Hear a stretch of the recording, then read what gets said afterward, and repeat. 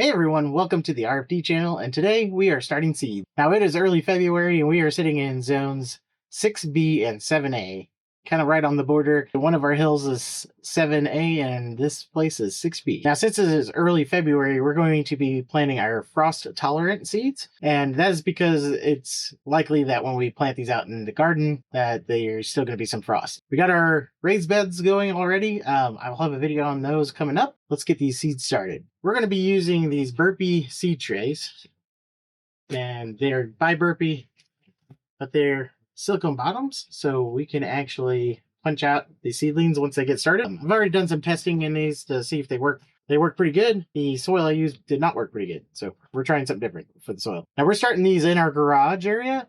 We don't have our greenhouse built yet. We were hoping to have our greenhouse built this winter so we could have veggies all throughout the winter, but that didn't happen.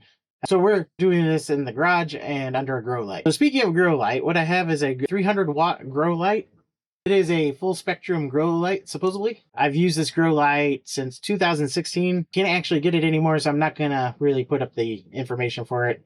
So it's kind of pointless. If you get something like this, it's a full spectrum grow light. This one's 300 watt. Each of the LEDs in it is a 5-watt LED. It's bright enough that if you stick your hand underneath it, you can actually feel the light hitting your hand. So we're using this Master Garden organic seed starting mix.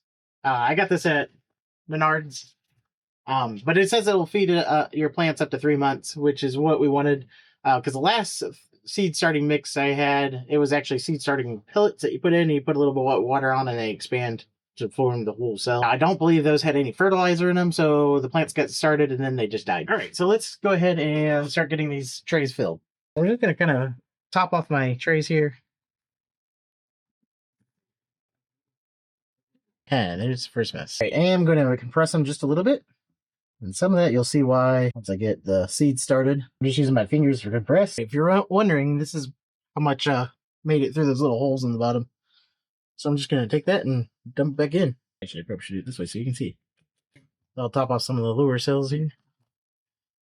Now soils, especially organic soils, are a little bit what's called hydrophobic when they are dry. They don't like to absorb water. In fact, they kind of repel it, which is a little bit counterintuitive, but that is what happens. So I'm mixing it down to try to get the soils to start absorbing water. Once they start absorbing water, then they will take on water. That first little bit will want to just shed. You see now it's starting to kind of soak in there. So let's talk about seeds and their organization. So I got my list here of what I'm going to be planting this year. I've also got my layout. So these seed trays are organized A, B, C, D, E, F, and then 1, 2, 3, 4, 5, 6. So they got rows and columns that are gridded, so I can actually keep track of what's in what, which makes it super handy. So all I have to do is pre-plan what I'm going to plant, and then plant them in there. And then if I ever need to find out what I'm planting, I can go back and look at my numbers here. Now, as far as seed organization works, my wife saw this, and I thought it was a great idea. So we tried it, but this is a photo album full of the seed packages that we have. So this allows me to go through, organize them. So I kind of have my root vegetables up here. I get into my brassica, the cabbages, which are brassica.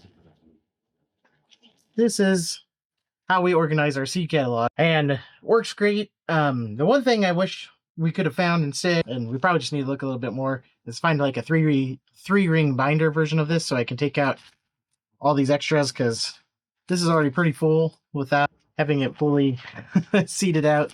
But this works great. You can actually put your plants in there. Now I put the year that I buy them on there so I know which ones I kind of need to use up first. So like I said, I'm going with frost hardy plants, and these are going to be my frost hardy plants that are non-root vegetables. So things like radishes, your carrots, your beets, those don't like to be transplanted. So I'm not going to worry about planting these. I'm going to plant these directly out in the garden once we get to where we're not getting like super hard freezes.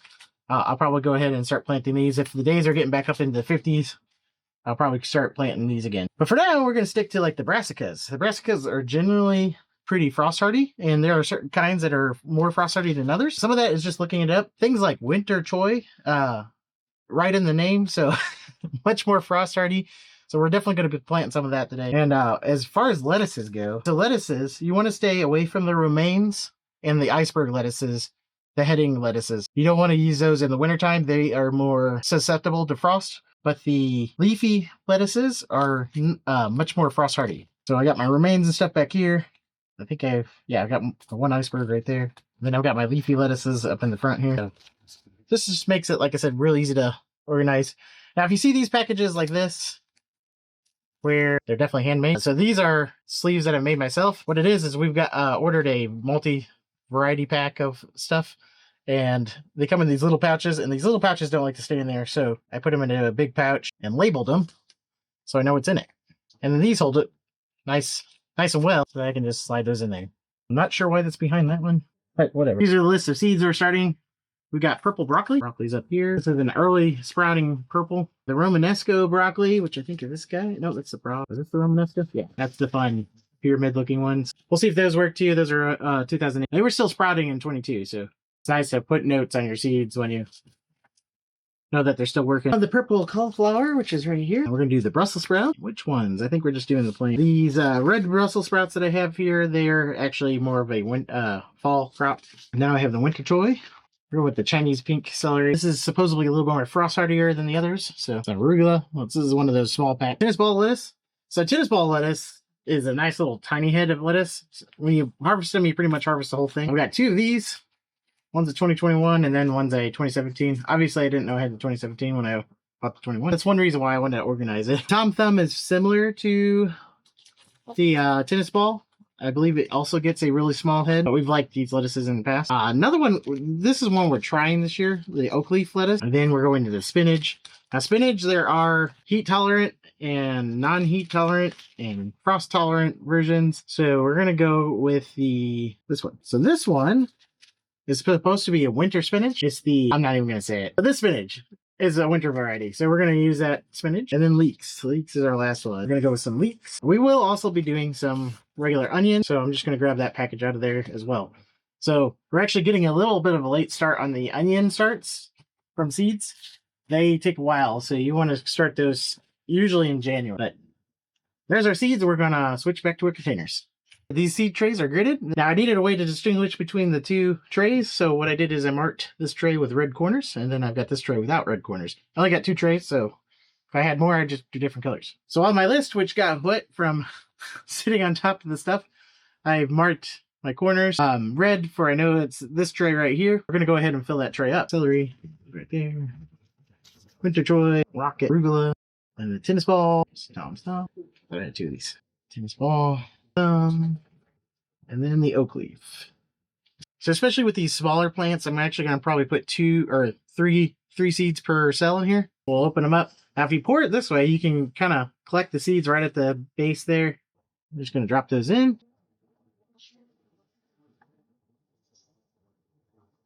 Third one in there. Don't want them to be clumped together. These are tiny.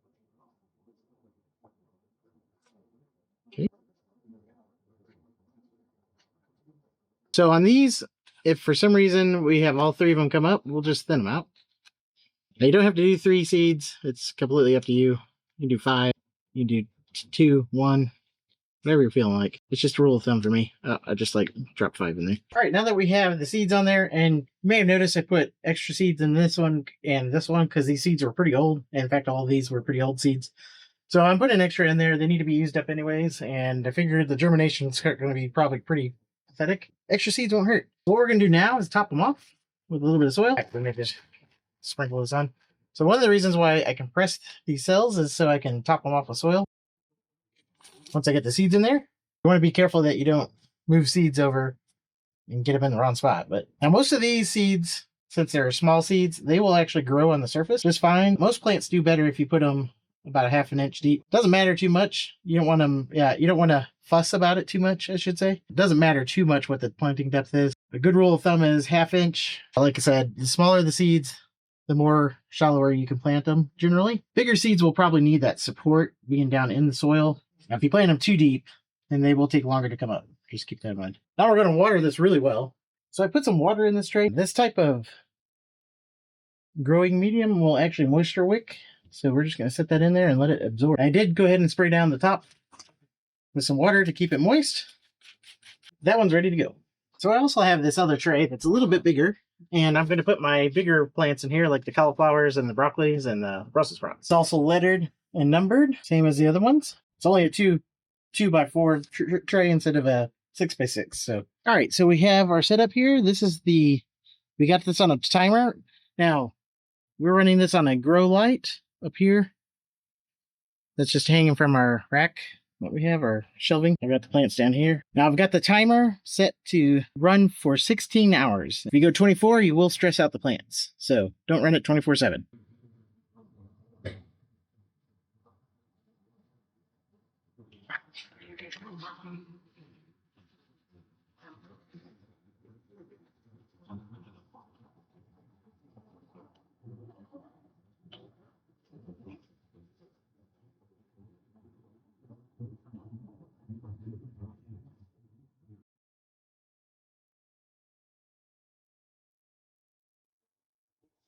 As you can see, it's been 4 days and we have our first sprouts coming up that just started today.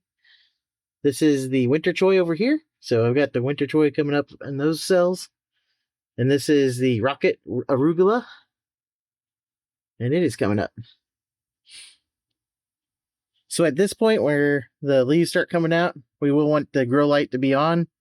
Up to this point, you won't need the grow light until they actually bring the leaves up to the surface. Now that we got leaves coming on, we're going to need the grow light on. As a quick side note, I'm not sponsored by anyone in this video or anything in this video. So if you see something you like, I'm using it because I like it. So time to reorganize my seed. Where did they go? Broccoli seed.